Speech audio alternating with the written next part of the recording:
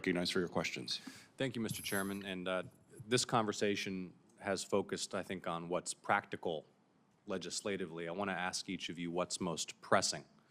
So putting aside the question of what can practically be moved through this Congress, which, for each of you, please, beginning with you, Ms. Goitein, which single statutory reform, one, in brief, do you believe is most pressing with respect to presidential emergency authorities?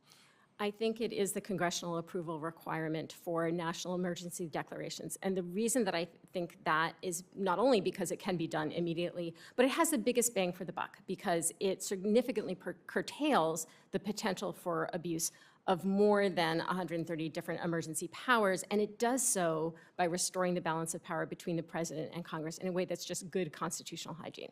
So I agree with something Mr. Hurley said earlier, which is that Congress should also examine the individual tools in the toolbox. Some of these are powers that arguably no president should ever have, such as suspending the prohibition on government testing of chemical and biological agents on unwitting human subjects.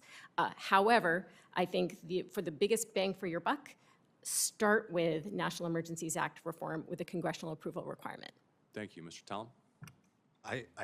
Yeah, second that. Think of this as a meta law, and probably the ideal situation would be to reform and address and maybe repeal all of those emergency statutes. I just don't know how you'd go about triaging that. I think the single most important element, though, of reform is time limiting. An emergency is impossible to define in all its characteristics, but by definition, it should be time limited. Otherwise, it's not an emergency. So there should be some mechanism that by default ends emergency declarations unless Congress says, you know what, you're right, this is a continued problem, we're going to take a stand and we're going to extend it. Mr. Healy? Hate to be boring here, but I agree with my co-panelists. Despite what I said about addressing substantive powers, I do think that a sunsetting emergency declarations and requiring affirmative approval by Congress to extend them further is the most valuable reform that can be made if you have to pick one. And I think in particular it's valuable because, as I said a moment ago, you wouldn't have predicted recent presidents seizing on these two statutes, the Military Construction Codification Act and the HEROES Act, but we've seen that when presidential restraint in these areas starts to erode, there's a lot of creative lawyering in statutes that you might not have thought were bottomless wells of unilateral power can be turned to that purpose. And by sunsetting declarations and requiring affirmative approval, I think that tackles a large part of that problem. Mr. Healy, and then we'll go back down the line this way. Which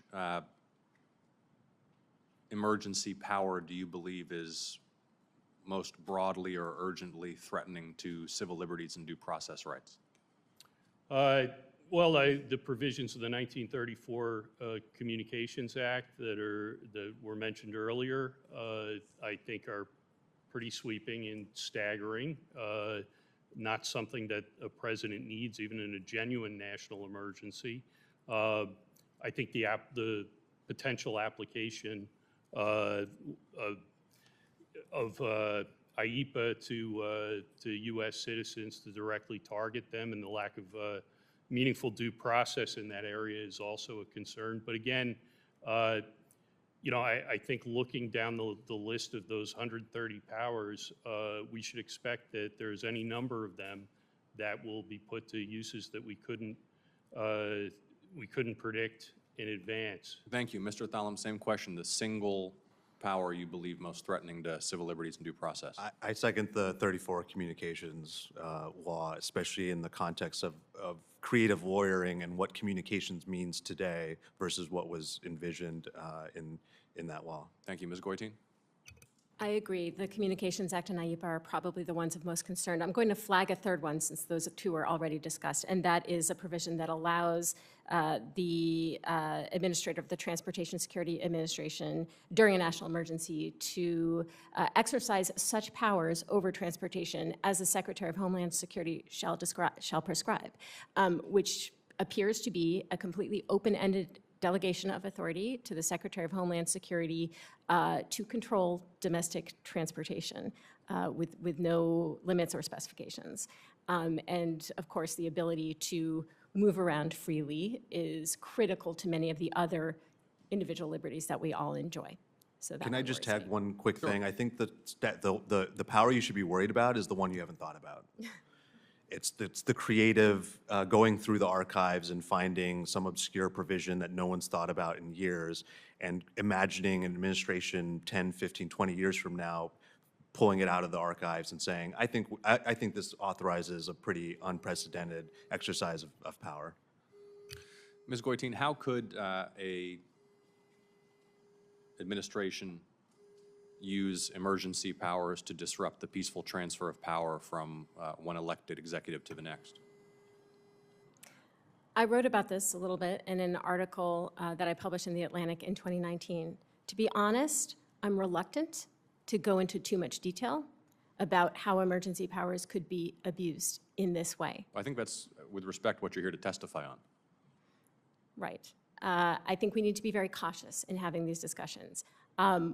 One emergency power that actually falls outside the National Emergencies Act framework that I'm worried about is the Insurrection Act. The Insurrection Act is a law that allows the president to deploy federal military troops to quell civil unrest or to execute the law in a crisis. And there's a lot more to say about it, but it gives the president extremely broad and judicially unreviewable discretion to deploy troops in ways that could certainly be abused, and that could be abused in ways that could throw a wrench into the works in terms of a peaceful transfer of power. Brief comment on the Insurrection Act from each of you. I'm over time now. If you could sort of, Mr. Healy, I'd like your perspective. Yeah, I think it falls into the category of powers that can certainly be abused. I mean, it hasn't been invoked since the LA riots, I believe, in '92. But if you look at the discretion the president has under that act, it's certainly something that would be prudent to tighten up. Thank you all. Thank you, Mr. Chairman. Thank you. Senator Hessen, you're recognized for your questions. Well, thank